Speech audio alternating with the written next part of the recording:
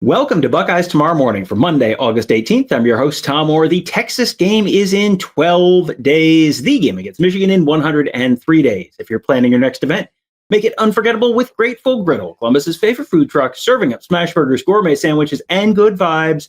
Book your catering today at GratefulGriddleOH.com. All right, so we are counting down the days till the start of the Ohio State football season.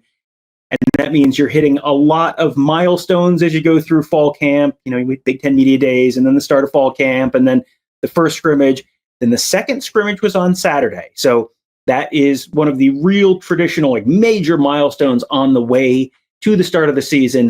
This is generally when you get most of your positional battles resolved. We're going to have a Buckeye Weekly podcast episode making some final calls on those positional battles. You can look for that in the Buckeye Weekly podcast feed.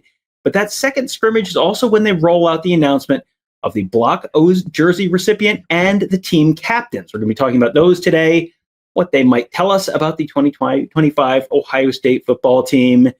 I'm joined today by the co-captain of the Buckeyes Tomorrow Morning podcast, Tony Gerdeman of BuckeyeHuddle.com. Tony, we're going to do this like hockey, where only one person can have the C for the real captain, but you can be the A for the assistant captain, or whatever else you want the A to stand for.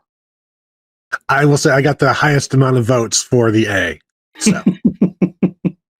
There you go. So, all right. So we're going to talk. Let's start with the Block O jersey recipient. And there are years when it's like, boy, there's so many good candidates, and it could be literally anyone. This year, there's no shortage of good candidates this year. But also, when we were at Big Ten Media Days, everyone was asking one person specifically about what the Block O jersey recipient what might mean to him if he was selected. And lo and behold, Tony, it was in fact Sonny Styles selected as the Block O jersey recipient. This feels like one that is probably, it's a great honor. It should also be a pretty uncontroversial honor, I would guess, this year.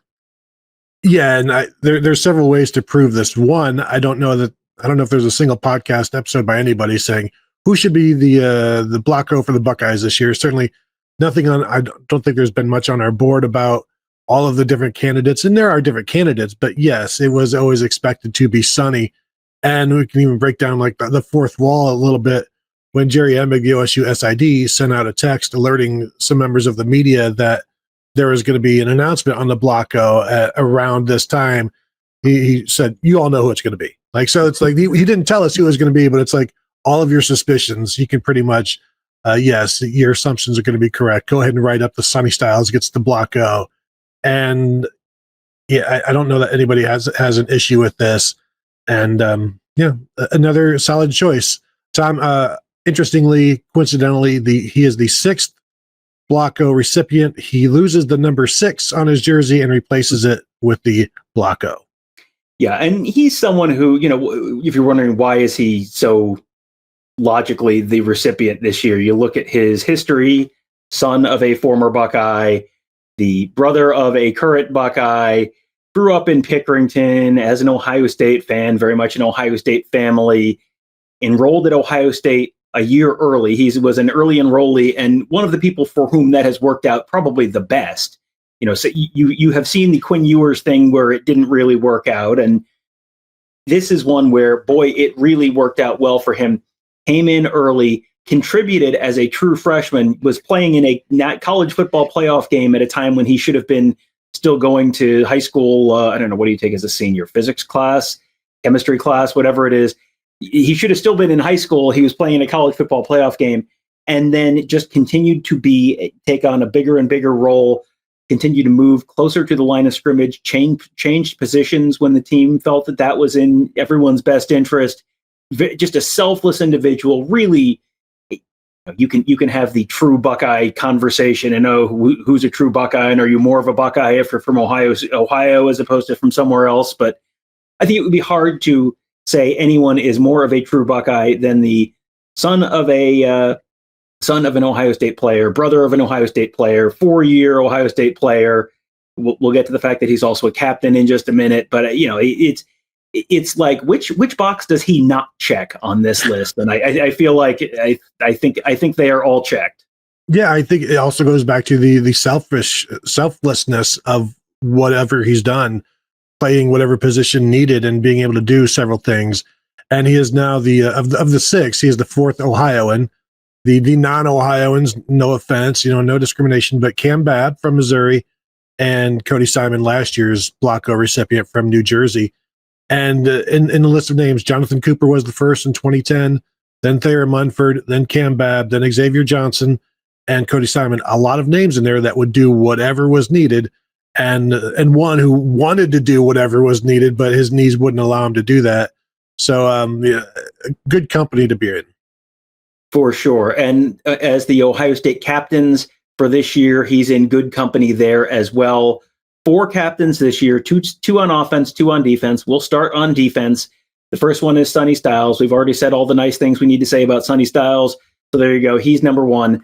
Number 2, this is another one where, you could probably figure out who was maybe going to be the, if there were only 2 captains on defense, Sonny Styles and Caleb Downs would have probably been my 2 guesses. Yep. Those are the 2 guys that went to the Big Ten Media Days.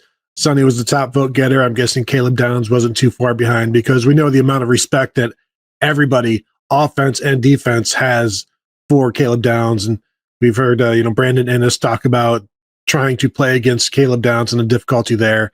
And Caleb Downs, somebody that when he arrived, he had respect immediately. I remember talking to Malik Hartford last year, who was going to be competing with Caleb Downs, and it's like, he's great. We've been friends for a while, and he has fit in just fine, and is now a captain, an underclass, I guess still an upper class, but a junior captain. A junior captain indeed, and just a second year on the Ohio State team. But as you said, as universally respected a player as you're going to find. And it's one of those things where everybody says the same stuff about him, that he is, he's a freakish athlete, but also the amount of work that he puts in and how intelligent he is. That's what makes him really special, really separates him, where as a defensive player, he's calling out, here's what's going to happen. He's pointing, he's, and you hear this from everyone. You hear this from players, you hear this from coaches. He's pointing stuff out. He's saying, this, look at this, watch this, here's this, this is where this is going to go. And from the offensive side of the ball, you get the, hamburgers. Caleb Downs has foiled our plans again. Whatever the play is, Caleb Downs sees what's going on, and he knows, and he's calling it out. And we heard this from last week from players on offense, just, how frustrating it is to have Caleb Downs across and going, well, here's what they're doing, because Caleb Downs just, it is that sixth sense where guys talk about, well, if you watch enough film, the game really slows down. It feels like Caleb Downs is has the ability to pause time, and he's watched so much film that he can rewind time at this point and kind of see stuff and then go back in time and say, oh, here's what's about to happen. I know it because I've already seen it. And that's sort of where he is. So yes, an easy choice there on the defensive side of the ball. You just mentioned Brandon Inniss, and Brandon Inniss is a really interesting captain this year because Brandon Inniss has never even started a game for Ohio State yet. And there are plenty of good choices on the offensive side of the ball, and we'll get to another one in a minute. But to be a captain before you've been a starter at Ohio State, I have not gone back and looked, but I'm going to guess that's going to put him in pretty rare company. Well, and to do it in year 3, I think, is even more impressive. Cam Babb was a 2-time captain, year 4, year 5. Court Williams was a captain, I believe, and I'm just trying to scroll through here quickly, maybe in 2023 or 2022, and that was in 2022 he was a captain. So that was the year after the Rose Bowl or so. No, 2 years after the Rose Bowl. So I guess maybe that was a 4th year for him. They all run together, but still, you said it, to be this respected. And again, Brandon Inniss has been an energy guy the entire time. So you see the players appreciate what he brings to not just the offense, but the team as a whole, because he'll fire up the defense just as much as he fires up the offense, because he's chattering at the defense and getting them going. So another guy that I think we all expect a pretty good season from.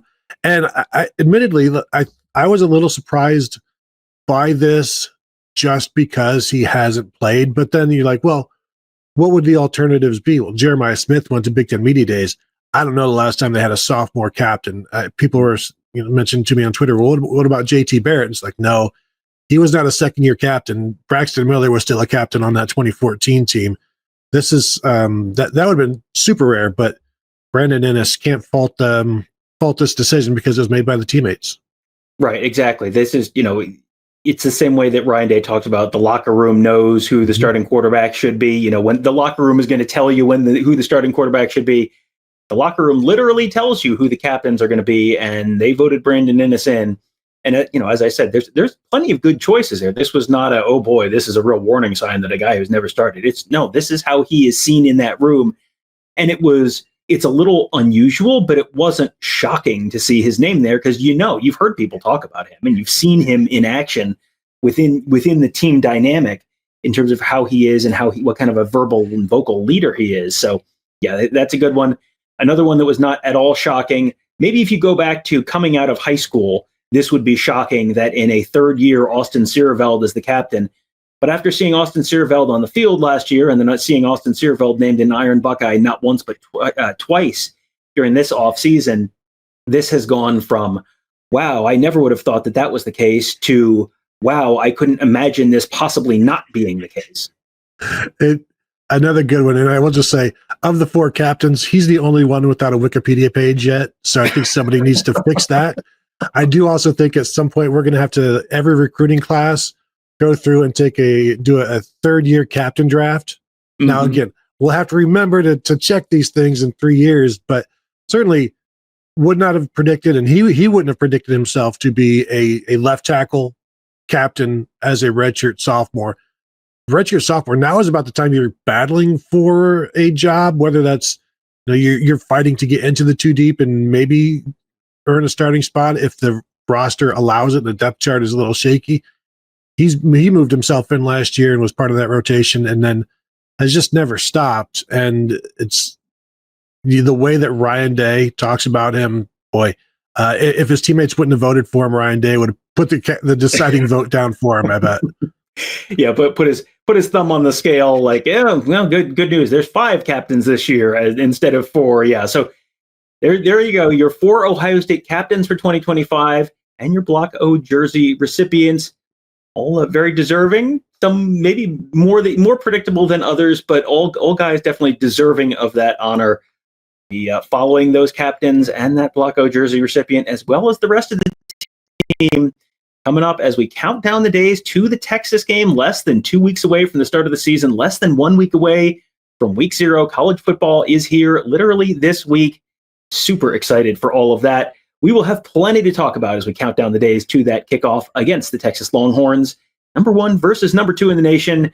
The best place to talk about all of it is at BuckeyeHuddle.com. That's where we've got our whole team of insiders covering the Buckeyes, covering recruiting, covering X's and O's, and much more, all at BuckeyeHuddle.com. We hope to see you there. That'll do it for today. Thank you guys all for joining us. Have a great day. We'll talk to you tomorrow.